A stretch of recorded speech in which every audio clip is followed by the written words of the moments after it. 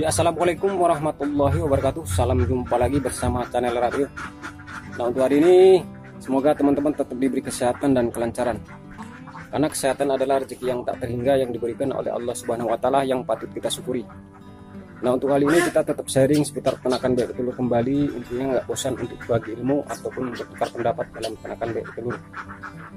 Untuk kali ini kita akan bahas, yaitu dalam beternak bebek telur kita nggak boleh ambisi.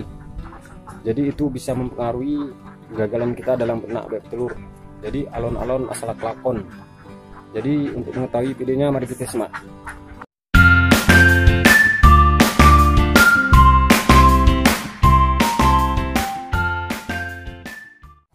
Oke, salam jumpa lagi bersama channel Radio, channel pemersatu penyemangat peternakan bebek telur, khususnya kita para pemula. Intinya harus tetap diberi semangat agar tetap konsisten untuk merawat ataupun memulai beternak bebek telur. Nah, untuk hari ini semoga teman-teman tetap diberi kesehatan dan kelancaran, karena kesehatan adalah rezeki yang tak terhingga yang diberikan oleh Allah Subhanahu wa Ta'ala, yang wajib dan patut kita syukuri. Nah, untuk hari ini kita tetap sharing seputar peternakan bebek telur kembali. Intinya nggak bosan untuk berbagi ataupun bertukar pikiran ilmu dalam bidang peternakan bebek telur. Nah, khususnya para pemula harus mempunyai komitmen dalam beternak bebek telur, harus tetap ada saling menyemangati antara rekan yang satu dan rekan yang lain.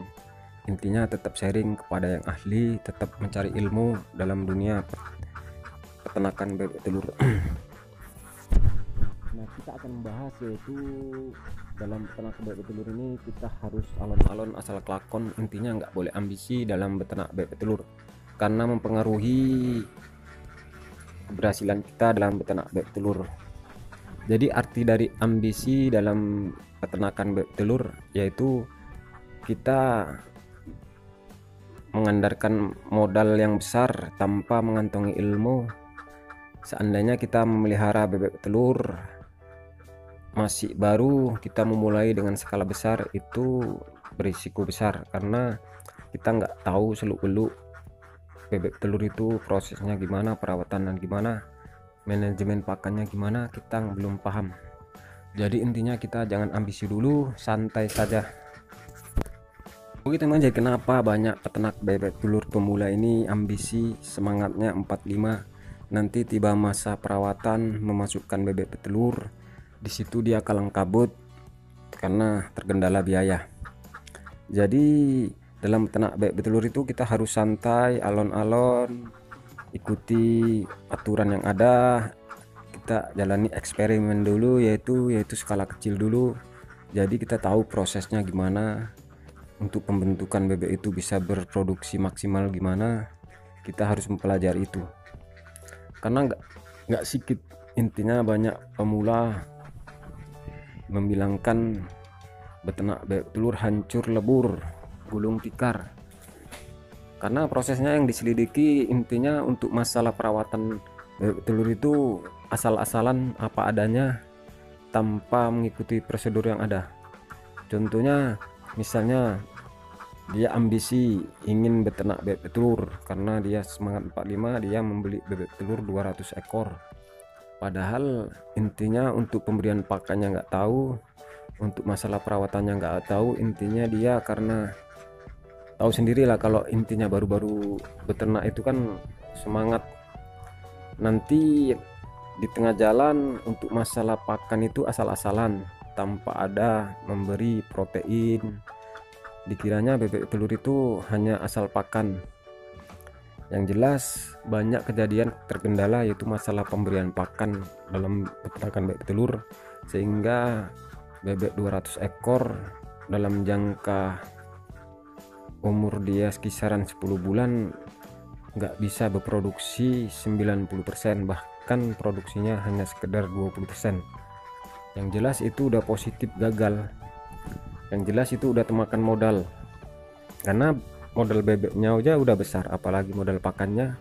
Di samping biasanya kan standarnya dia pasca masuk kandang, dia misalnya masuk bebek telur umur 4,5 bulan, yang pasti 1,5 bulan itu udah bertelur kisaran dia 30%. nanti udah mencapai pasca masuk kandang 2 bulan itu udah mencapai 50%an. Intinya udah menutupi biaya pakan lah kalau udah 50%. Makanya banyak, intinya masalah pakan ini banyak teman-teman. Untuk masalah pakan campur itu ada khusus konsentratnya sendiri, beda. Untuk masalah pakan jadi yang ada di tempat saya ini kan dia pur ataupun pabrikan. Karena pakan pabrik ini kan udah lengkap, di situ ada dedak, di situ ada menir, udah dicampur lah semua itu, ada bungkil kedelai, bungkil kacang, tepung ikan.